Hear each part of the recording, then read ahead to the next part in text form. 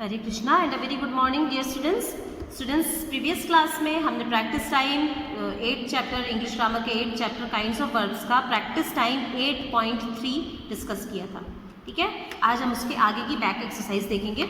Look at the pictures and then read the following sentences. यहाँ पर लिखा है कि पिक्चर्स देखिए और इन सेंटेंसेस को रीड करिए। The teacher became angry, teacher गुस्सा हो गई। The old man is tired, old man थक गया। द चिल्ड्रन लुक हेल्दी, बच्चे हेल्दी दिखते हैं। सीमा सीम्स हैप्पी, सीमा खुश दिखती है। ठीक है, अब इसमें क्या हमको इन सेंटेंसेस में समझना है वो आगे हम देखते हैं।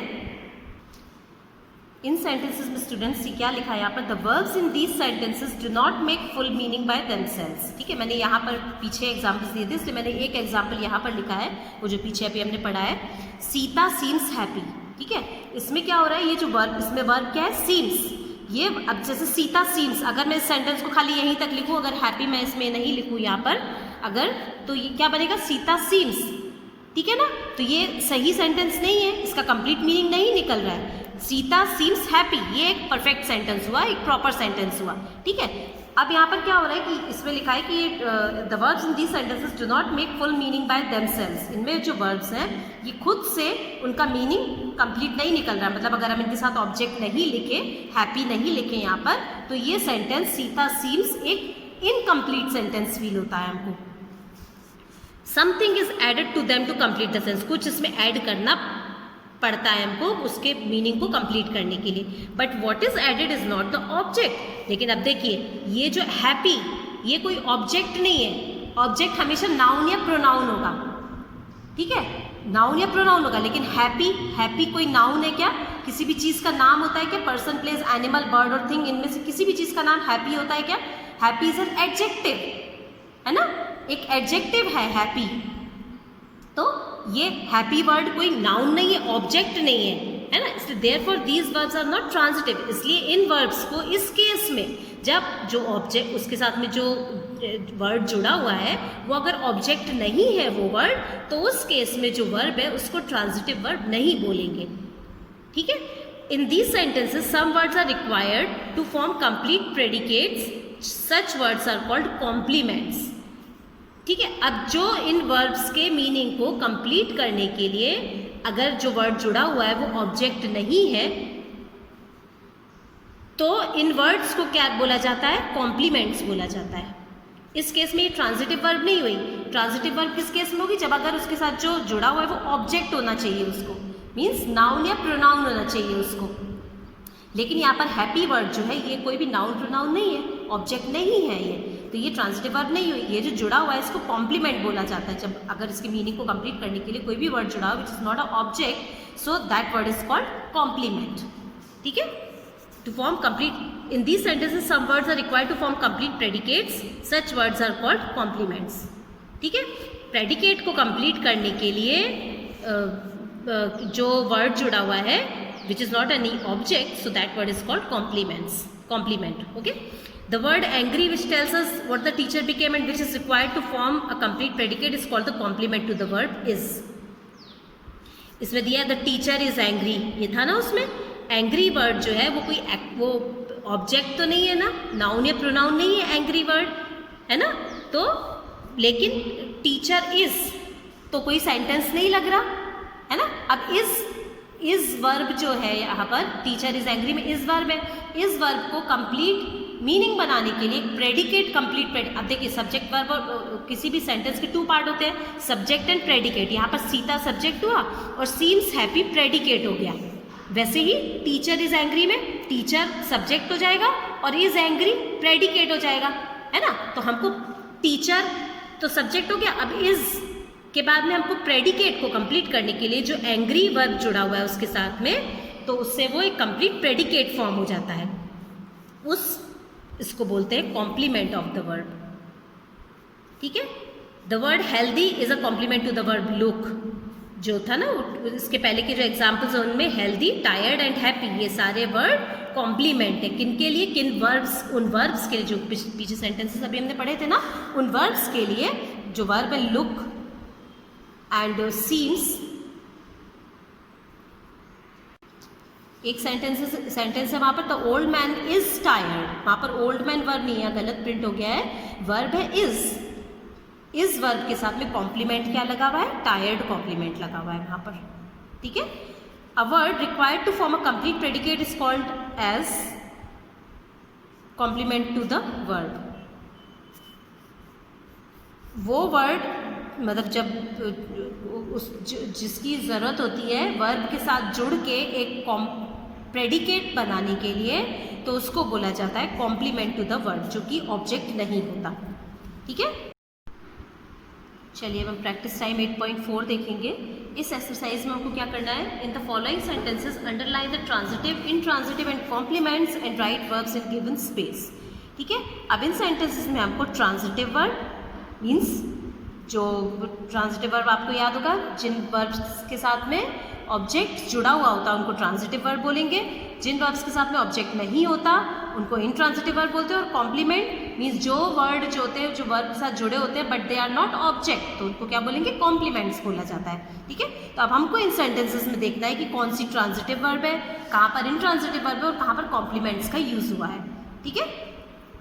द बेबी स्लीप्स, यहाँ पर बेबी क्या करती है, सोती है, ठीक है। अब देखिए यहाँ पर स्लीप्स वर्ड जो है ये एक वर्ब है, ये सब्जेक्ट हो गया, ये वर्ब हो गई। अब इस वर्ब के साथ में कोई भी ऑब्जेक्ट नहीं है तो ये इंट्रांजिटिव वर्ब हो जाएगी, ठीक है।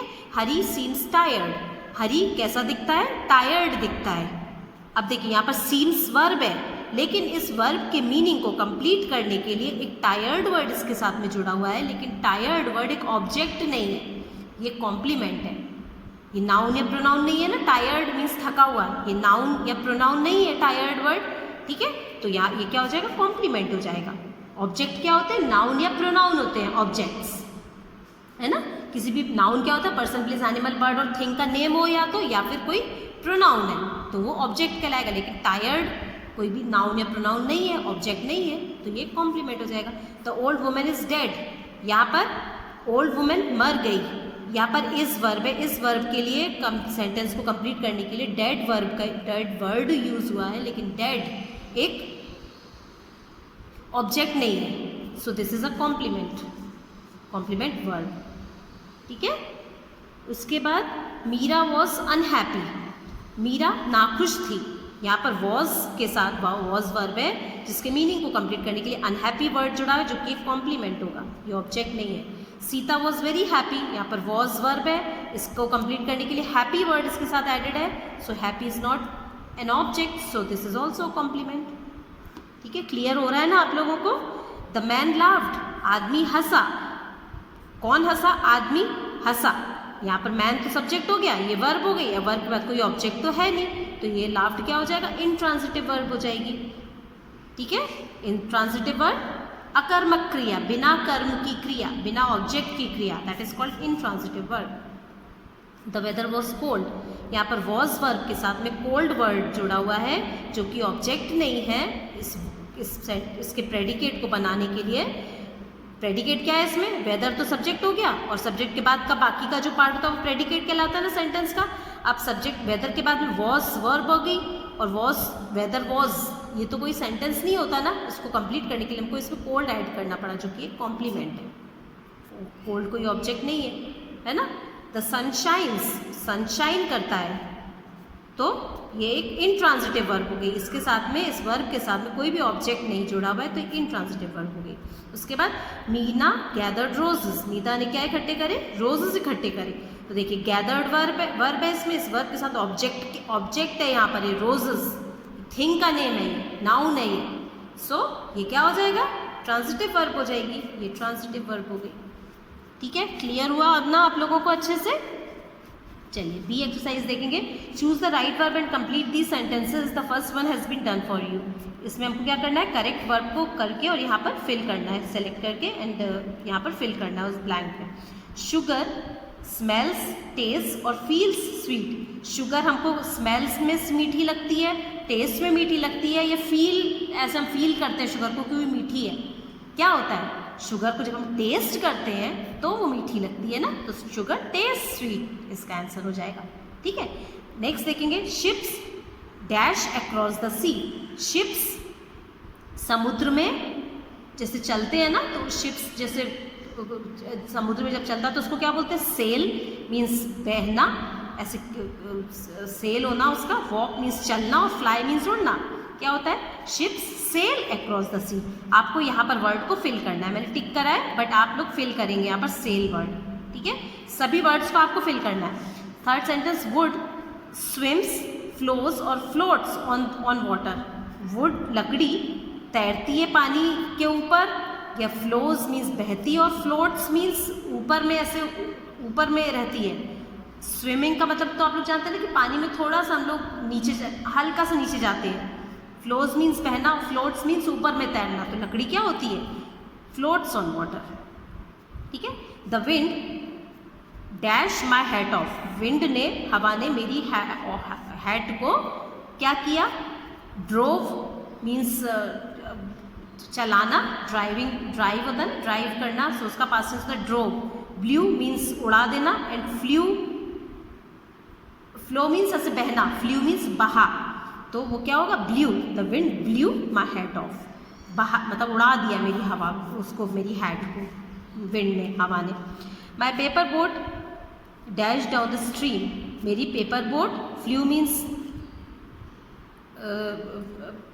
ऐसे बह गई पानी में, फ्लोटेड डाउन द, और स्वैम तैरी, इसका क्या होगा, फ्लोटेड डाउन द स्ट्रीम, ठीक है। फिश स्विम फ्लो और float in the sea. Fish swim in the sea. The man drinks smokes और burns a pipe. The man smokes a pipe, ठीक है। द चाइल्ड थिंक्स अपीयर्स और becomes pleased. बच्चा, please means खुश, खुश दिखना, बच्चा खुश सोचता है, बच्चा खुश ऐसे प्रकट होता है, या बच्चा खुश होता है।